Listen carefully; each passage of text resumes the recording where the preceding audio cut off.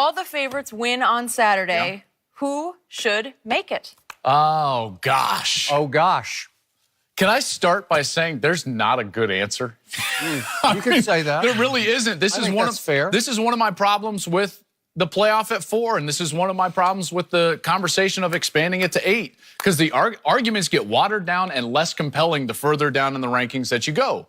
These two teams, Ohio State and Oklahoma, are fatally flawed. Both of them. Both of them.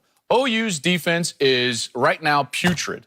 When you look at what they've done in the last month, it's some of the worst defense in all of college football. In fact, you take a look at the rankings in November, they're giving up 47 points per game. That's 125th out of 130. 585 yards per game. That's 128th. They're giving up 395 through the air. That's dead last in college football. Like, what are we talking about with OU? And obviously, Ohio State has the really bad loss to Purdue.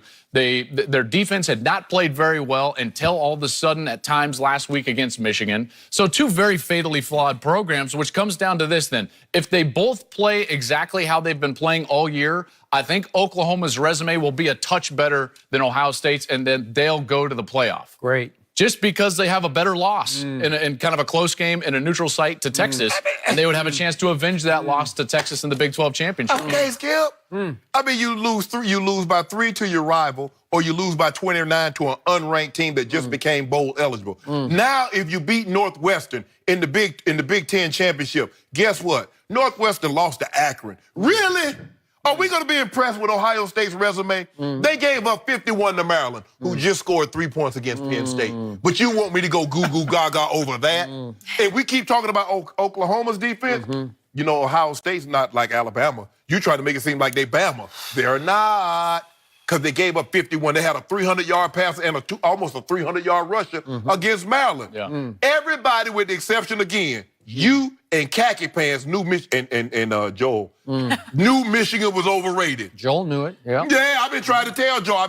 Every time I said, Joel, is khaki pants. No, he's like, this is different. I said, no, they're not. It wasn't different. They're one-dimensional. I should have listened to you. They're one-dimensional. Yeah, they were. And just like I told you earlier, Joel, you know my guy go win the Heisman. Skip OU is going.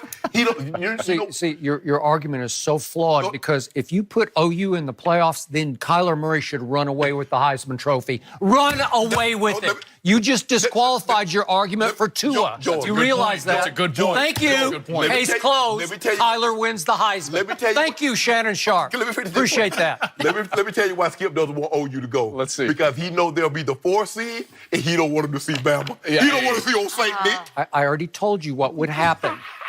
Could Kyler Murray maybe score 40 the way Deshaun did against St. Nick's? Oh, you bet. You bet. He could score 40. Yeah, there's no doubt. Tua could score 70 or 80. They could name the score. They could name it before the game started. Do we want to score 65, 70, or maybe 82? Let's score 82 tonight because that's what they could do. Oklahoma has the worst good team defense in the history of college football.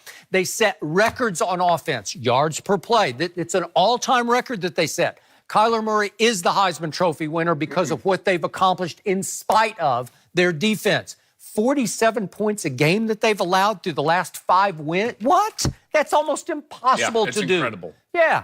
So, Shannon, yes. Ohio State is less flawed. They're flawed, but they're less flawed than Oklahoma. And my eye test watching the Michigan game is that Ohio State could give Alabama a little better game than Oklahoma could because Oklahoma couldn't put up any fight on defense. And I believe Ohio State has enough athletes on defense. I saw flashes, even though they gave up 39 and 400 yards, but I saw flashes of being able to at least stand up to Alabama on defense. They have the athletes to stand up. Oklahoma can't rush the passer. They can't cover. They rank 127th out of 130 schools in yards allowed passing. Yeah. What? This is it. You're talking about a playoff? They're disqualified. And again, it tears my guts out to say this. I was born and raised into the tradition of Oklahoma football. They took me to my first game when I was 5 years of age. So it's in my blood. I can't help it.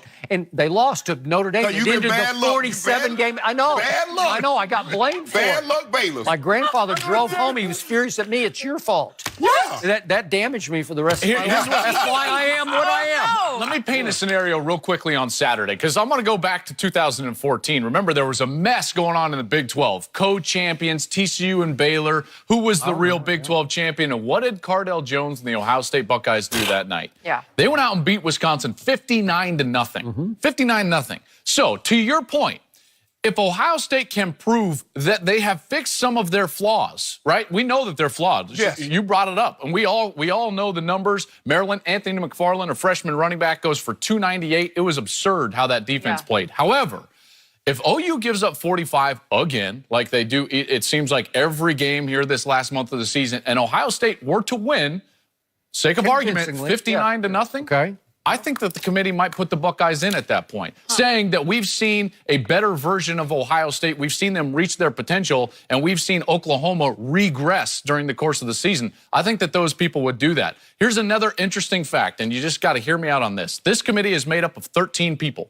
People that are directly tied to the schools or have a direct relative, bloodline, that are tied to these schools financially have to recuse themselves from the conversation. That's interesting. Gene Smith, the athletic director of Ohio State, is on the committee. Joe Castiglione, the athletic director of Oklahoma, is on the committee. And Frank Beamer, who's on the committee, his son Shane Beamer is an assistant coach for the Oklahoma Sooners. So when they're being directly compared on Sunday night for the 4th spot in the college football playoffs, Wow. Three of the 13 people have to recuse themselves from the discussion. Good. We're down to 10 people. Well, see, What are we fine. doing in college football right now? This is crazy. All you got to do is go ask Coach Saban who you want in the Alabama invitation.